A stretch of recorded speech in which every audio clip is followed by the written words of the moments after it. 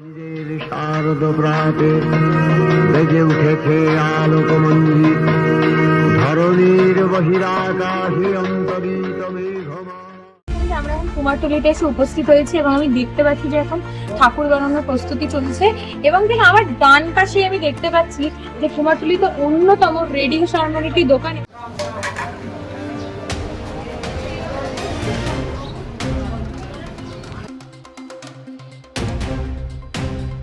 18 বছর বয়স থেকে করছি, আজকে আমার বয়স 66+।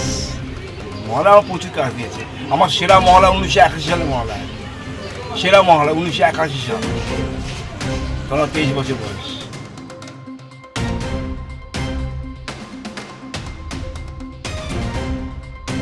রেডিও জীবনে শোনেন না, মহলা 5-11 হরতাল মনে রেডিও শুনবো। পাশের বাড়িতে রেডিওতে মহলা শুনবে, আর আমার ঘরে মানে তার বাড়িতে রেডিও মহলা শোনা হীনমনতা ভুগছে। সে তখন পুরো চৌকির তলতে খাটের তলতে রেডিও বার করে নিয়ে এসেছে, ধুলো বালি আলসোনা ভর্তি করে